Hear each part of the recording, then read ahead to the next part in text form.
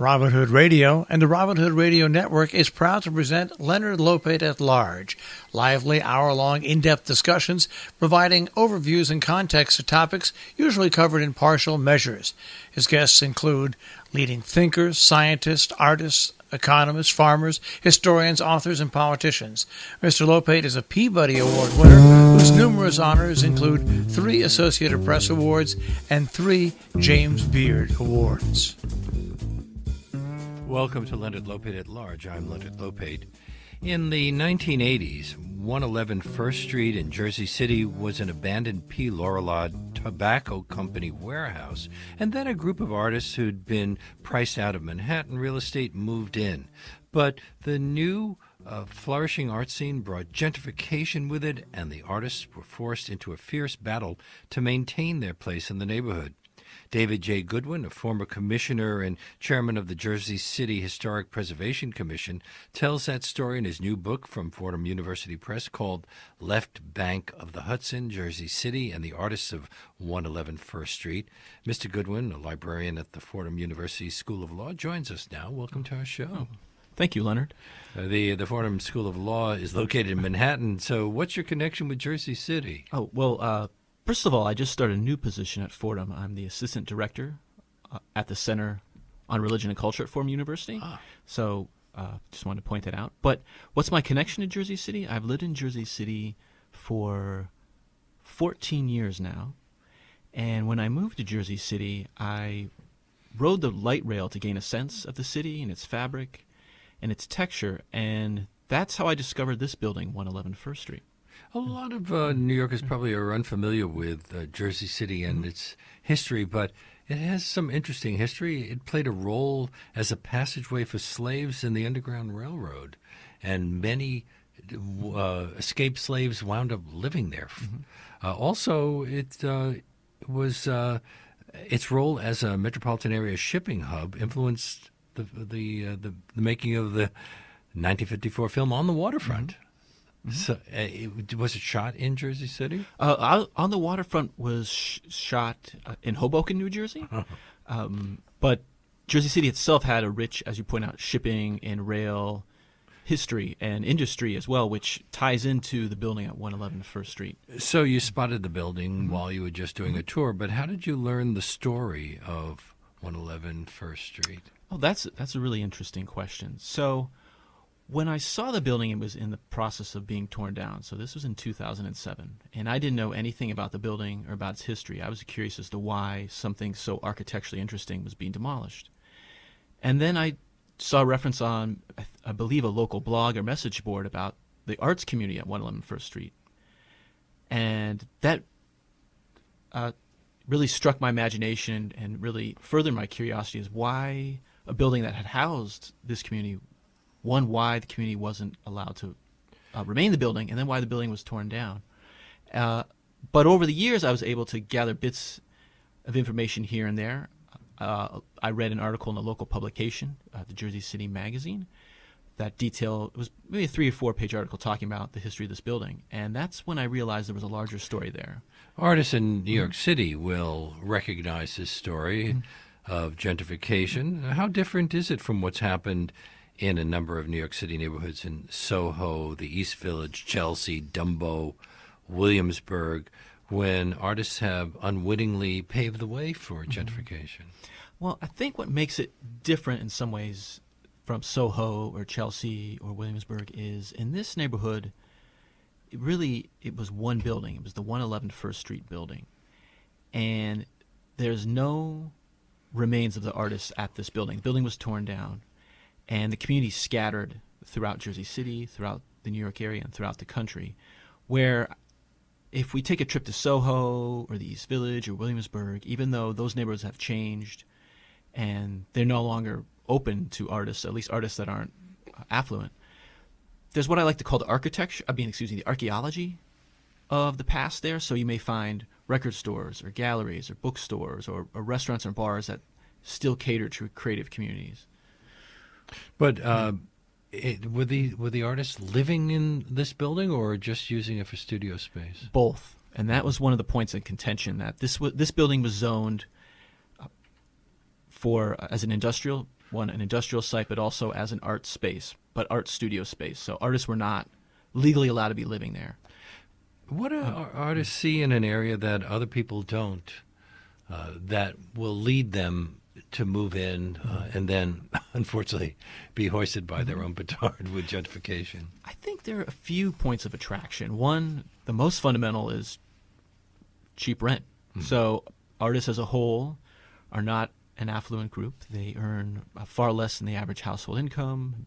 Most of them are independent contractors, so that they don't have, say, health insurance, disability insurance, so on and so forth, the sort of benefits many of us take for granted.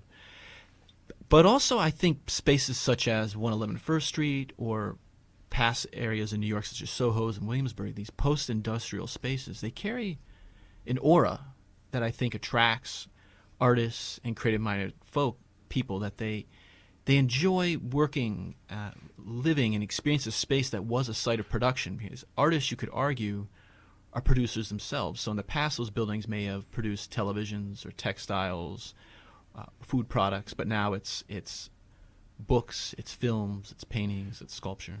Also, the buildings themselves lend themselves to being good workspaces for artists. I know every time I've passed an empty former factory or warehouse with artists, so they've said, "Oh boy, I wonder if anybody is making that into studio space." No, I think that's a very good point as well. The practical consideration of the space is that there's light, and they usually air. have good electrical wiring and all sorts of other things. But they're often in neighborhoods that are unattractive, considered unsafe. So the artists are making the neighborhoods safer? Well, I think that might be a claim that's a bit overstated. Often in these debates about gentrification and displacement, artists are maybe labeled as the initiators of the process. And I like to say artists are the canaries in the coal mine twice over. The artists are the first to take a chance on a disinvested neighborhood, as you point out. And then if the neighborhood is improving economically, if there is displacement, the artists are often the first group to be pushed out. So, but people are attracted to, people and businesses are attracted to the neighborhood because of what the artists have done. So isn't it ironic that they're the ones who are moved out? It is.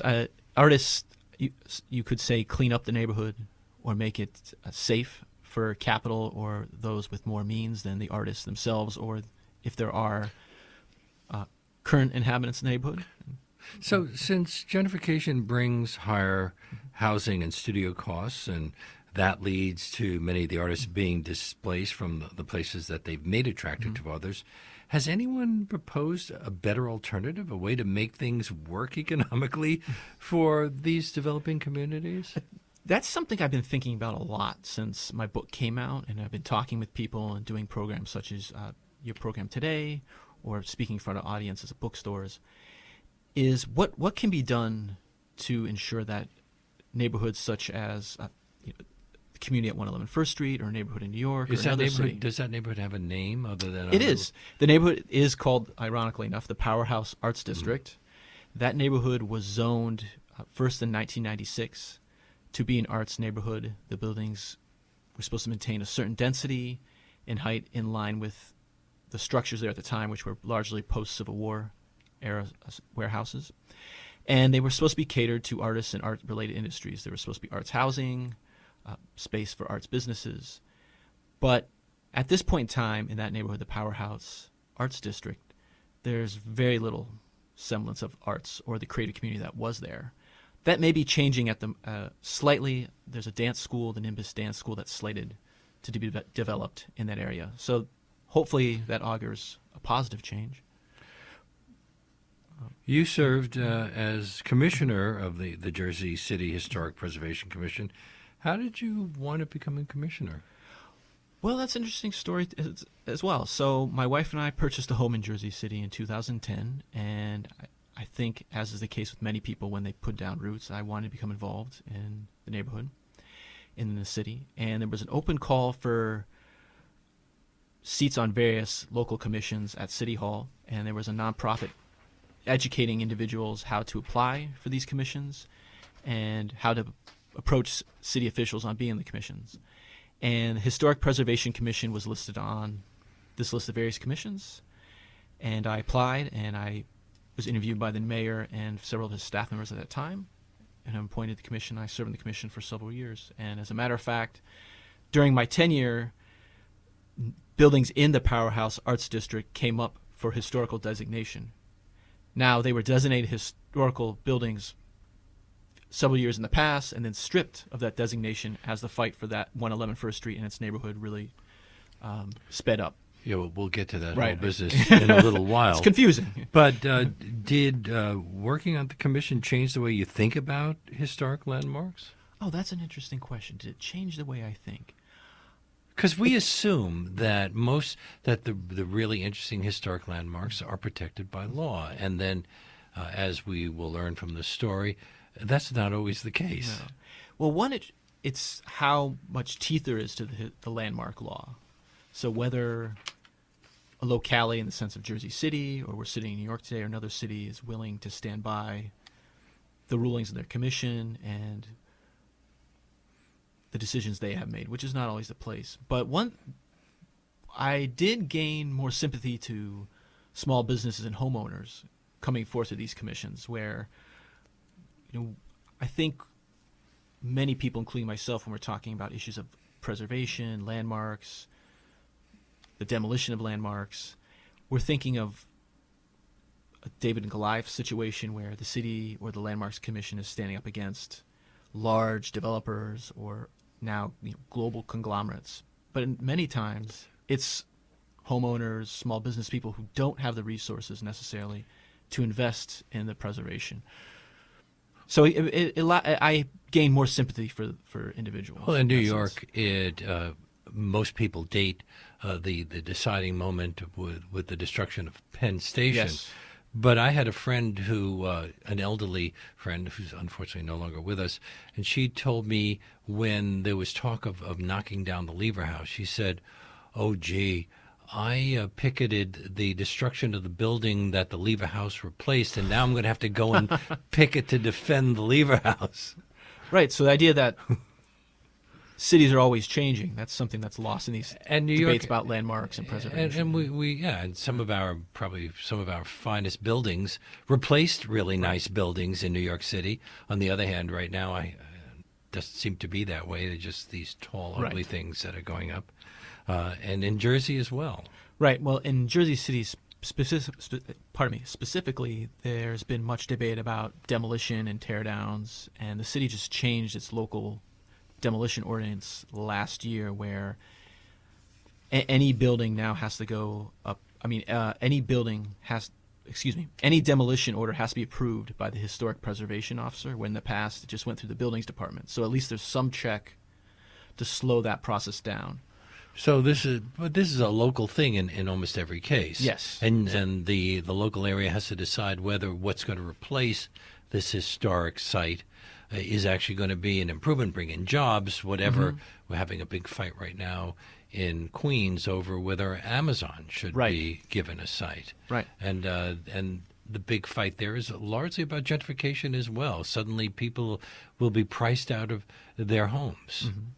I'm speaking with David J. Goodwin, whose book, Left Bank of the Hudson, Jersey City, and the Artists of 111 First Street, is published by Fordham University Press. This is Leonard Lopate at Large on WBAI New York, 99.5 FM. So let's talk about the building. The P. Lorelei Tobacco Company was founded by a French immigrant in 1760. When did they move to Jersey City? So the company moved to Jersey City in the late 1860s. From 1866 to 1956, the Lorillard Company was housed. Well, the manufacturing plant was housed at 111 First Street. And it's an interesting story about this company as well. It started in the Wall Street area, and the founder, Pierre Lorillard, was killed during a prison break in the American Revolution. That was right on, it was then Chatham Street. And there's some dispute whether he was murdered by British soldiers or he was murdered by the prisoners, or a stray bullet caught him. The family claims that it was an act of murder because he was a rabid patriot, but that may be just a family tall tale. After the Revolution, the manufacturing plant moved to the Bronx, where the Botanical Garden is today, and the mill that the factory uses is still part of the Botanical Garden. It's the old stone mill. And the family deeded that to the city of New York and deeded what is now the Thane Family Forest, which is an old-growth forest in the Botanical Garden. And it had some pretty famous brands. Old Goals, yep, Lucky Strike. Kent, Cool's Lucky Strike. Yes, yeah. Now I think it's been sold off in pieces and rental zones. R.J. Reynolds, yes. So, but because it was big, that meant that when they opened the factory in Jersey City, that was probably an important event, meant a lot of jobs. Sure, it was a huge employer in the area. And I've met people that recall family members working there as late as the 1960s. And it was a huge building. It was roughly 200,000 square feet. And I have an illustration in the book as well of the building from that time. There were sub-buildings. And that area at that time was a huge shipping and warehousing district. And that was part of the reason the company wanted to locate in Jersey City. It had access to the docks. It had access to the rail. It had access to the slaughterhouses, which animal bladders were a key ingredient of making, I believe, snuff tobacco at the time. Mm-hmm. But it was a huge employer, and I detailed the history of the company in one chapter, and it was actually, oddly enough, a very paternalistic or beneficent employer, where it was ahead of its time in many ways than we are today, where they actually offered daycare to their employees. Mostly immigrant yes. employees. Yes. Now, what was Jersey City like? It was just a blue-collar town when they built this factory? Well, Jersey City, as we know it, wasn't even fully incorporated when the factory was built. So Jersey City was incorporated, I believe, in 1870. And well, around that time. Around that time, yes. And so what was it? It was largely a manufacturing and as you said, blue-collar town. And that's largely been Jersey City's identity until recently as a blue-collar town, an immigrant town. Ellis Island is right across, really sitting right adjacent to Jersey City in the Bay. So you can see the Statue of Liberty from Jersey City as well. Which there's always been dispute over whether New York or New Jersey owns the Statue of Liberty and Ellis Island. Well, Ellis Island's federal property. So, and also, Jersey City was a huge rail hub. So there was the Erie Railroad was in Jersey City, the Central Rail of New Jersey, and the Lackawanna, I believe. So that's because of the proximity to the ports. The proximity to the port, and up until Penn Station, there was no rail service into Manhattan. So anyone who wanted from Manhattan that wanted to travel into the interior of the United States would take a ferry across the river to either Hoboken or Jersey City. There are still ferries, aren't there? There are still ferries, yes, but it's residential now for commuters. It's not, ferrying people across the river to get to rail terminals or other shipping hubs. You mentioned that you have an illustration of it in the book, although most of our listeners don't have the book. So can you describe it? Is it like most abandoned warehouses? Or was it? I mean, it isn't. It doesn't exist anymore. It doesn't. It doesn't exist anymore, as you pointed out. So, I mean, if I were to be traveling by it, would I say, "Wow, that's a really interesting looking building"? I think when the building was standing, you would say that it was a Greco-Roman revival area. Greco-Roman revival architectural style, built in that style. It was, I believe, 4 to 5 stories high. It took up a massive super block, again, around 200,000 square feet. And it was abandoned. So Lower Lard, as we just discussed, left the factory in 1956, and it was largely abandoned until the early to mid-'80s. There was some light industry and other manufacturers and businesses in there, but nothing you could really point to and say this is going to result in a vibrant rebirth of industry. And then in the late 1980s, the first artists began to move into this building, and it was marketed exclusively towards artists. I found an ad in the Village Voice that was taken out in the Village Voice, marketing this building exclusively towards artists. But the owner never really did much work on the building. in its entire life as an arts community. And who owned the building at that time? At that time, At that time, a company known as New Gold Equities. Now I believe it's known as BLDG. And the owner of that company was a gentleman by the name of Lloyd Goldman, who was a figure in Manhattan real estate for several decades. He was involved in the World Trade Center site as well. He became the primary owner of the building in 1991. Yes. He bought in bankruptcy court. And do we know who Lloyd Goldman is? He's a financier and a real estate developer, and largely in Manhattan. His current company is, as I believe I mentioned, is BLDG. I think BLDG Management is what it's named now. He helped finance the World Trade Center site, so he is a very wealthy man, a billionaire. So when Larry Silverstein looked to refinance to rebuild World Trade Center site, he looked to Goldman to help him with the financing. So that might give your listeners a sense of his wealth and caliber. But it's interesting. I mean, we think of when we think of Manhattan real estate, we're thinking these larger than life figures. But most of the time, I think many of the developers or the real men or women in authority are rather in the background, and he's one of these people in the background that you don't read about in the press, that you don't hear about in the tabloids. One of the key figures in the story is former Jersey City Mayor Brett Schundler. Mm-hmm. The Waldo, which stands for Work and Live District Overlay zoning ordinance, was passed under him in 1996. And what did the ordinance call for? So the ordinance is what codified this neighborhood. It was called Waldo, later became the Powerhouse Arts District, as an arts neighborhood, as a district geared to the arts, to creative industries. So one, it dictated that all construction, all rehabilitation. Well, it was I'm sorry. No, go finish. But it was I believe if that zoning had been allowed to actually work, the neighborhood, the Powerhouse Arts District, would be, in fact, a true arts district today. And I was going to say, I imagine that this was a positive step, because here you have this area that once was thriving, but because of changes in transportation and the way business is done and the fact that cigarette companies that all moved to the south, this was a way to revive the neighborhood and make it into something special. Was it seen that way at the time? I think you described it quite wonderfully, actually, as an attempt to make this neighborhood special and a way to shape the city to face the new emerging economy. So to step away from its industrial blue-collar past and discover what's next for it, whether that be arts, whether that be creative industries, whether that be some other work.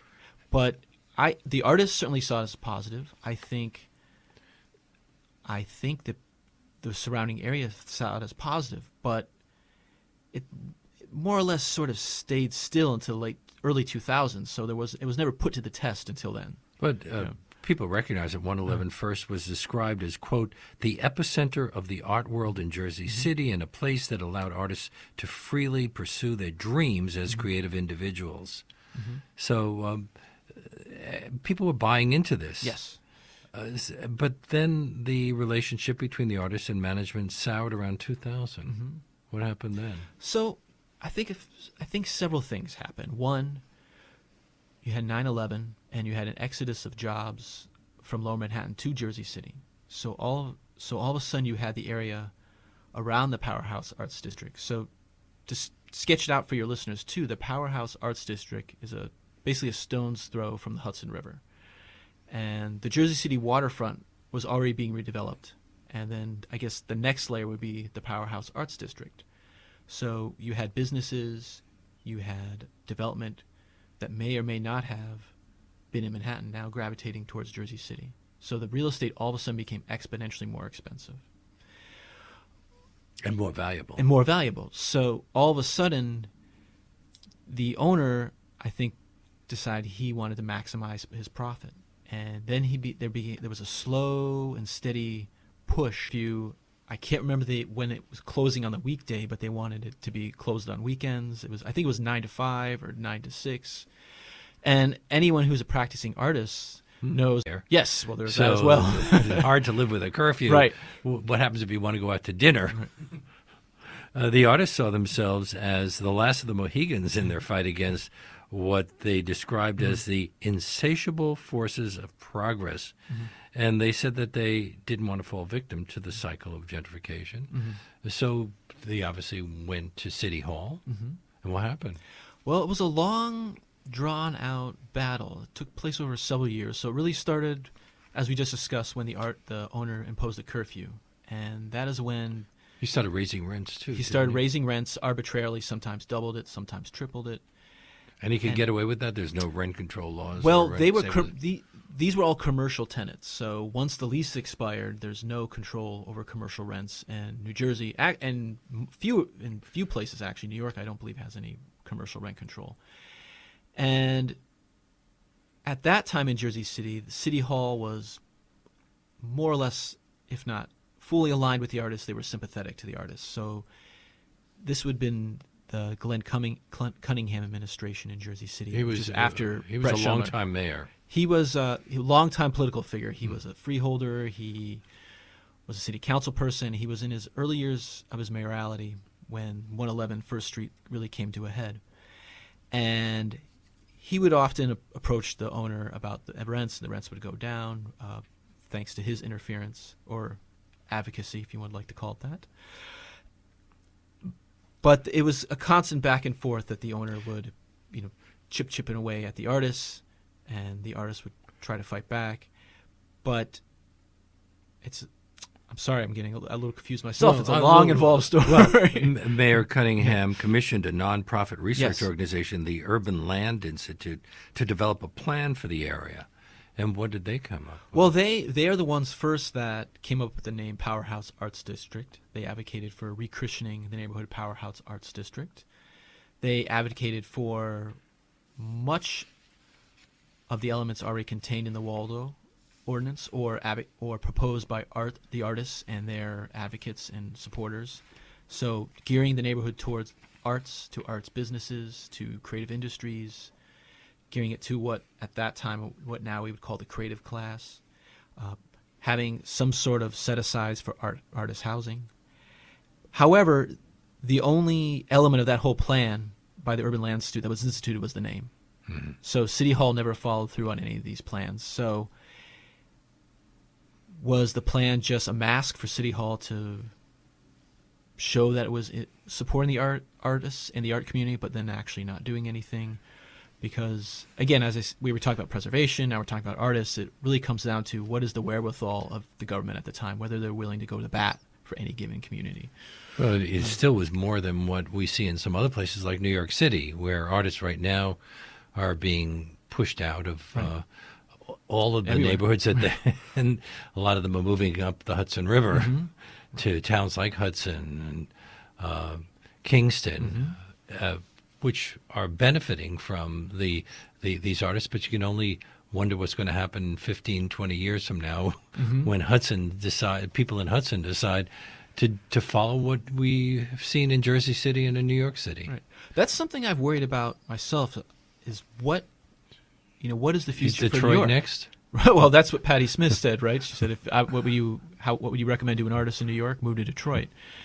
That's something I really worry about, the long-term health of the arts and various creative industries in the New York area, is as everything's become exponentially so expensive, will there still be generations of young artists, or not so young artists, that move here and try to make a name and a career for themselves? Yeah. I mean, I think New York will always have art institutions, museums, performing arts centers, theaters, but will we have the minor leagues, if you want to call it that, of the arts?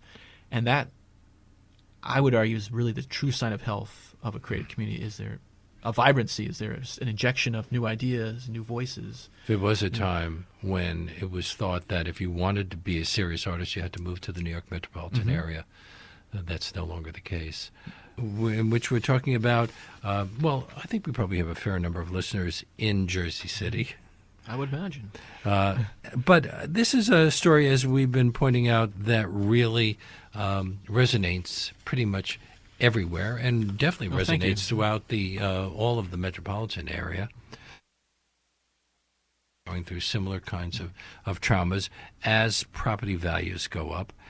We were talking about the mayor at the time, Mayor Cunningham, who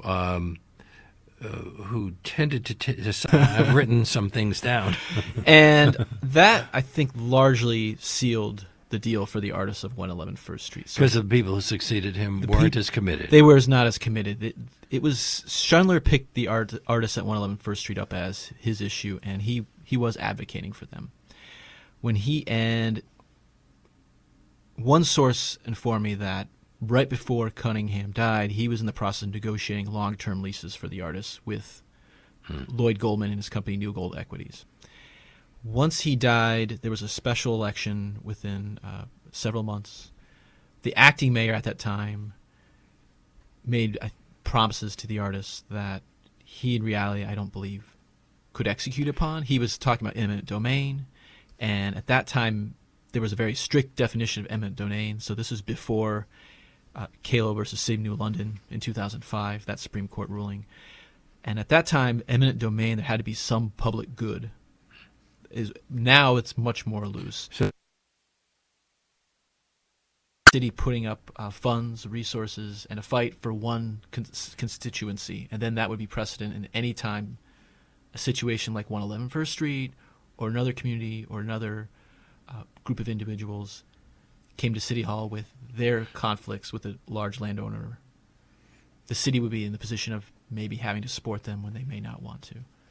So after the artists were evicted at 111, didn't a second battle to preserve the building as a historic landmark develop? Yes.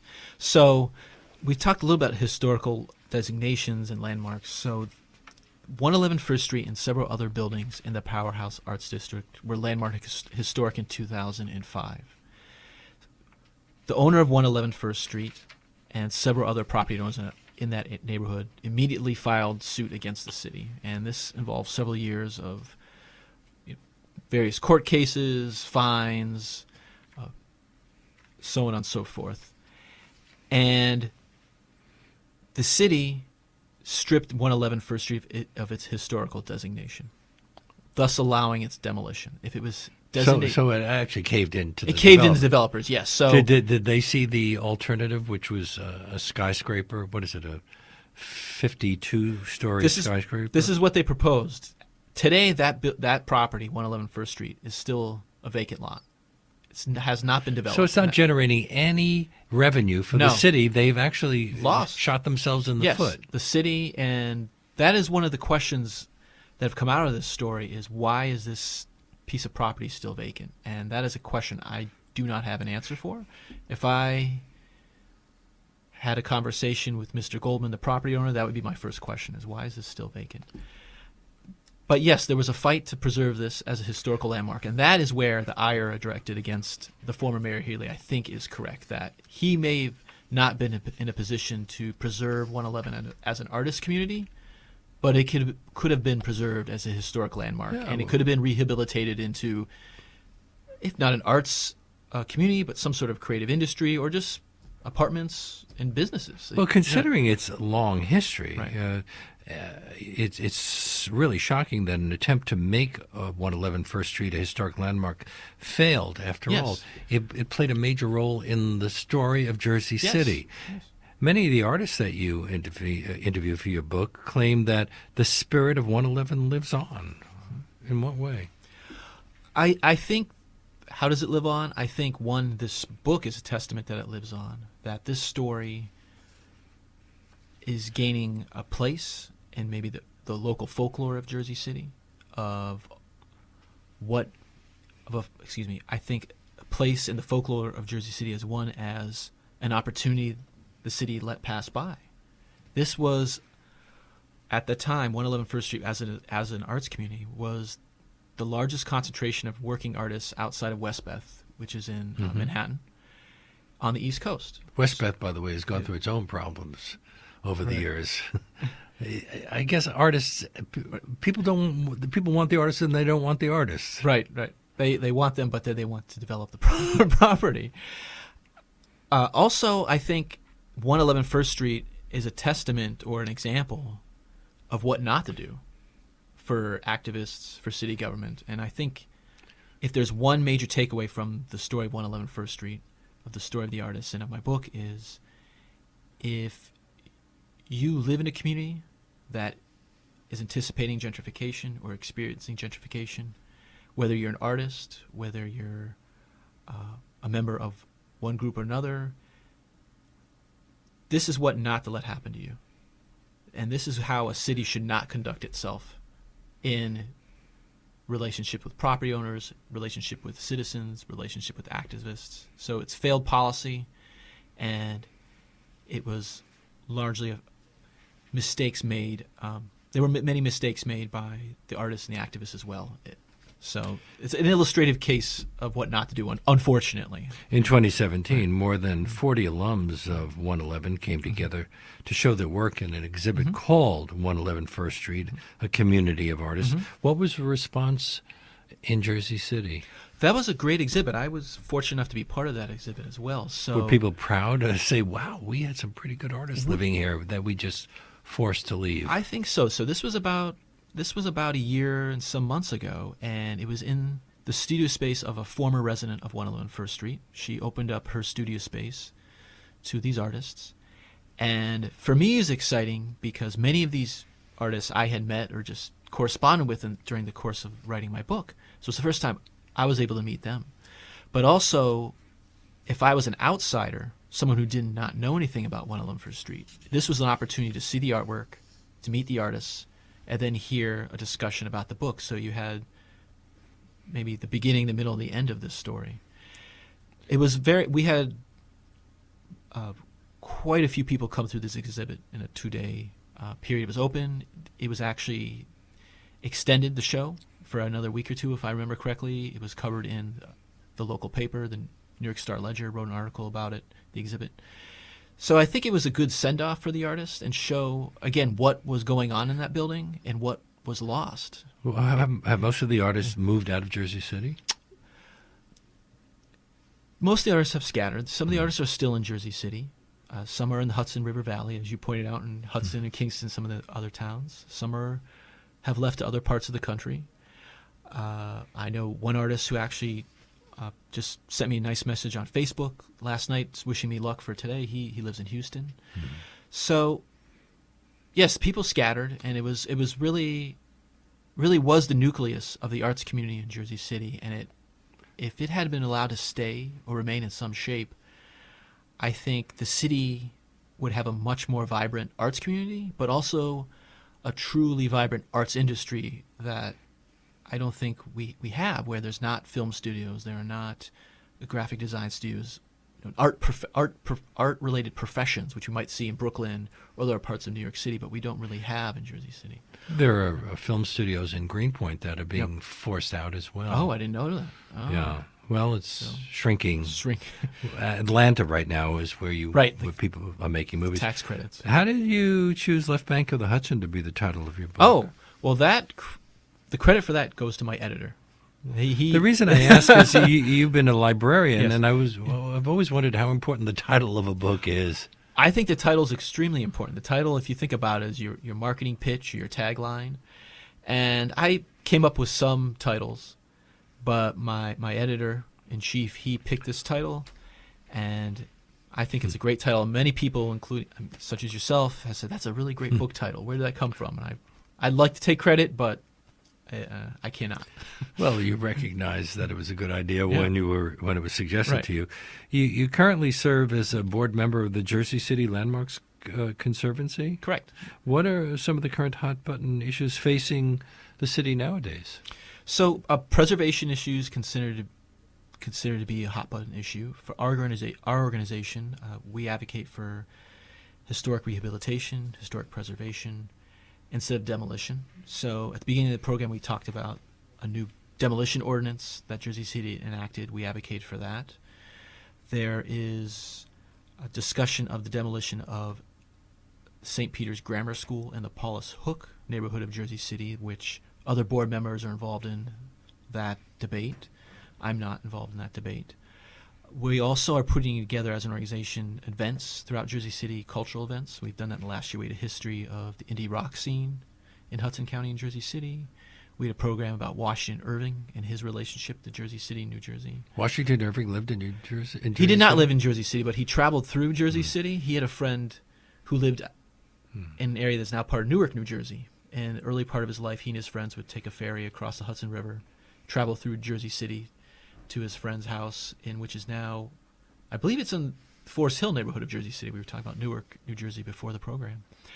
But what are some of the other hot-button issues? I think the vibrancy of the arts community is a very big issue in Jersey City right now. There is a nonprofit organization, the Jersey City Arts Council, which has come together just for that, to advocate for the art, to lobby city government, to lobby state government. There was a piece of legislation that was just passed in the New Jersey State Assembly to allow municipalities to levy a small property tax to fund arts organizations. So if that ultimately makes its way through the Senate and is signed by New Jersey Governor Phil Murphy, that could be a positive for Jersey City and other municipalities. But I think the main hot button issue, and this relates to not only artists, but I think most people living in the metropolitan area, is affordability and inequality. And how, if artists cannot find affordable spaces to live and work, having wonderful art institutions isn't enough. And I think that's probably the biggest issue facing Jersey City, but the entire New York area, is affordability. Yeah. People are being moved out of. People used to move to Brooklyn because it was less expensive, and now they can't afford. They're getting Brooklyn. pushed out of Brooklyn. But what's your sense of the general public's thinking on all of this? Did they even pay much attention to what was happening? The other residents of Jersey City, did they see this as an important issue, or was this just something that was being fought between real estate interests, the politicians, and the artists? My sense, it was an issue for a subset of the population, but not for the city at large. And especially at this time, as we talked about this area, the Powerhouse Arts District was in a sort of a weird marginal area between the waterfront and the downtown at large. So many people didn't even walk in the neighborhood or traverse in the neighborhood. So was the public at large aware of what was going on 111 First Street? I would suspect not. I think now, though, artists are in a unique position to become more engaged with citywide organizations in Jersey City or other cities as gentrification, displacement, affordability has become a concern for the general population, where 10, 20 years ago it was a very marginal issue. Like you pointed out, the fight for 111 may have been a marginal issue. But I think affordability, gentrification, displacement has went from being a very academic concern to being a shared concern. What about the other argument that's made that as much as we would like to preserve historic landmarks, progress requires that sometimes we have to make way for new construction and design? That's true. Not everything can be saved, not everything be preserved, but shouldn't we want to save some element of our past? And I think what is valuable about a place such as 111 First Street or another arts community or a unique building or unique structure is these are the elements that make our cities and neighborhoods interesting. These are what imbue them with value. And if we strip away that value, do we want to live in those places? I mean, to me, it's a question of values. Yeah. And we're seeing this in downtown Brooklyn, where there has been a whole bunch of high-rises have gone up. When I say high-rises, skyscrapers, 50-story buildings, and now they're rather expensive, but at the same time, they're all fighting to because there are so many vacancies. But an area becomes hot, suddenly everybody wants to build in it, and then, well, maybe the rents will come down eventually. I hope. Left Bank of the Hudson is your first book. Yes. You write that a first book is not the product of a few years, but of a lifetime. So does that mean that you've given up on the idea of doing a second book? Because I know I know you write regularly for a website called anothertownonthehudson.com. Yes. No, I am currently a resident at the New York Public Library in the Wertheim Study, where I am researching what I hope to be my second book. But as I said the first book is a product of a lifetime, and in this book I threw in every tidbit of information, every trick, every anecdote, everything that I had. And I gave myself some time to rest. The last year and a half I've been promoting this book. I've been doing book events, coming on programs such as yours, Leonard, and just meeting people and talking to them about this book, which I think will make me a better author, I hope, as I gear up for round 2. In the end, the sad part of this story is I think almost everyone agrees that the arts are an important part of what makes a community special and vibrant, and yet at the same time we don't do much to help the artists. I guess we're more interested in the ones who either are long dead or are so rich that they don't have to live in these areas. Mm-hmm. Right. So support for the arts in the United States is relatively meager. If you look at the National Endowment for the Arts budget, that's in other countries, fraction of what in is other in countries. France. You graduate from art school, and then the government actually will help you for a few years financially. Right. I know in Germany there are programs for that. I believe in France as well. But there are many ways the government could make the practice of art easier. It could be tax policy. I know in the state of Rhode Island, the sale of original artworks is tax-free.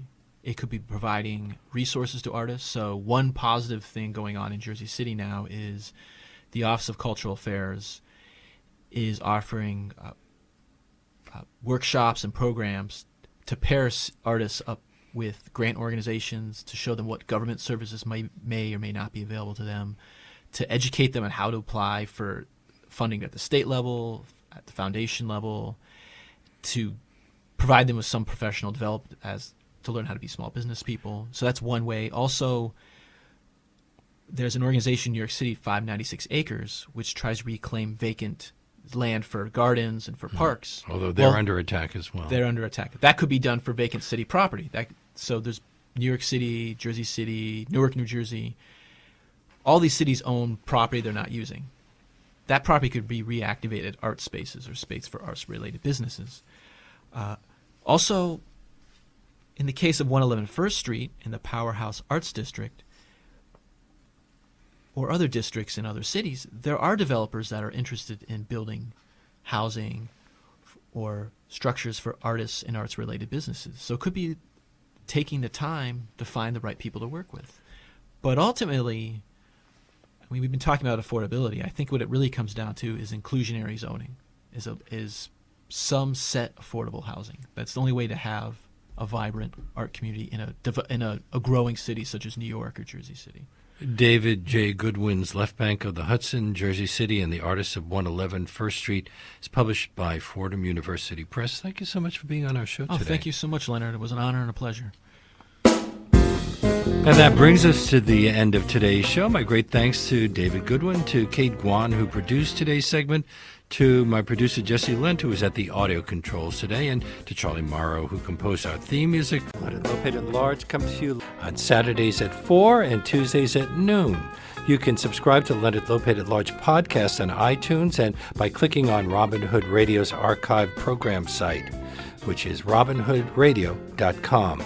You can also check out Leonard Lopate at Large Facebook page.